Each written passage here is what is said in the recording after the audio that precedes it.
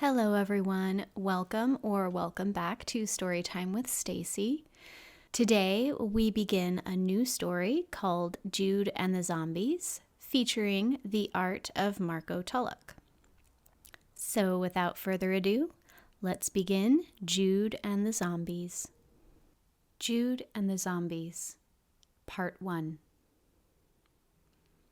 The broadcast that broke the world. It was October. I was at home reading when the radio suddenly cut out and a strange announcement was made. The dead had risen.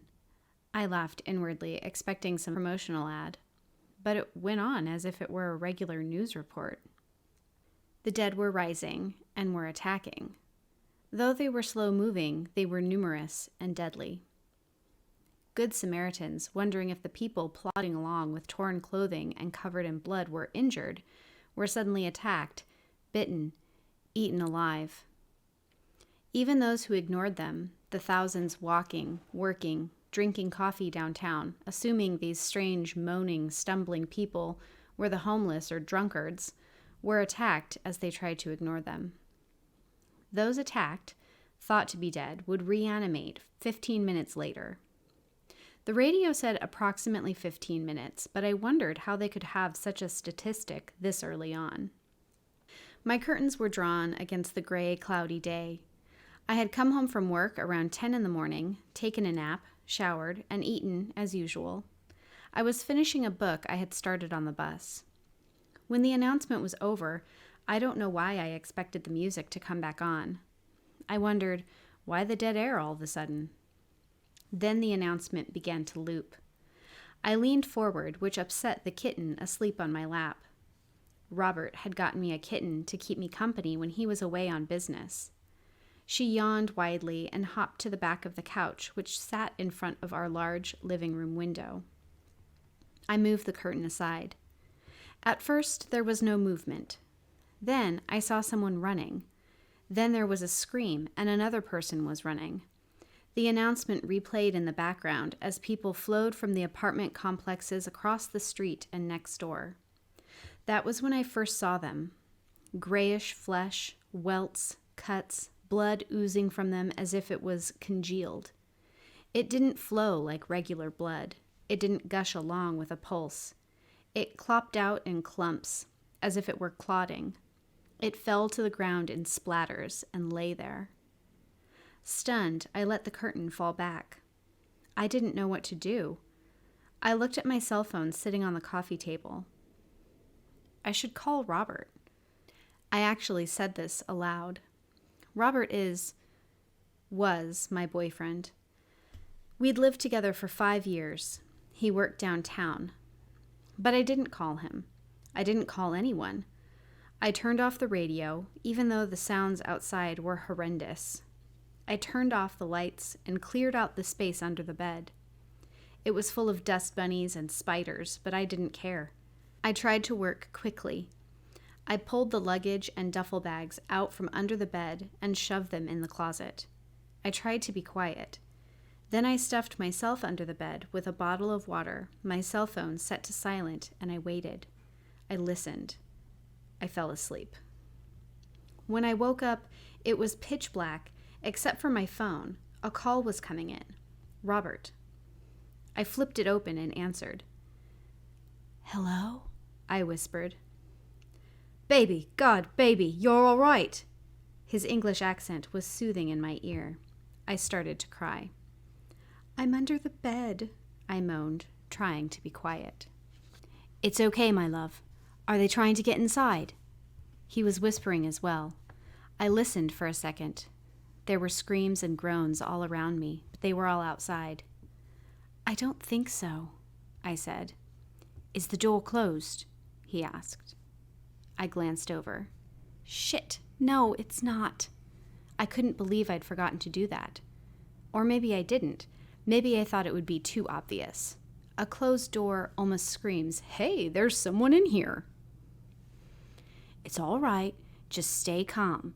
You're at the house, yeah?" he whispered. He was so befuddled I almost couldn't understand his words, slurred with fear.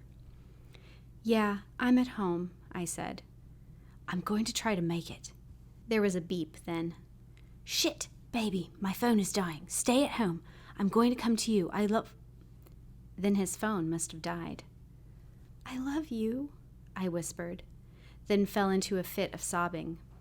I fell asleep again. I woke up and the room was bright. My phone was black. I flipped it open to check the time, but it didn't do anything. It was dead. I wondered how long I'd been asleep. My water bottle was empty, and I had to pee. I sat there, trying not to wet my pants, listening for what felt like hours. My kitten paced around, mewing at me under the bed. Finally, when I was certain nothing had gotten into the house, I came out from under the bed. Standing upright made the urge to pee even worse, so I ran to our bathroom, trying not to trip on the kitten that entwined herself in my legs. I didn't want to make a sound, so I put both the lid and the seat up in an attempt to sit close to the water. After I was relieved, I didn't know what to do. I looked down at the tub. It was dry. I must have been asleep for at least a day. Without anything to do, I climbed into the tub and slowly pulled the curtain. I was trying to hide, but the kitten kept running between the tub and the closed door, reminding me she was starving. I realized then I still had my phone clutched in my hand. "Maybe the electricity still works," I muttered. When I opened the door, the kitten went racing to the kitchen, thinking of food. I went the opposite direction to the bedroom and plugged in my phone. To my surprise, it lit up and beeped. A picture of a battery appeared on the screen. I walked slowly around the house, trying to make no noise. To quiet the cat, I fed her. My book lay open, but the pages were wrinkled and cat hair was in the creases. She'd slept on my book.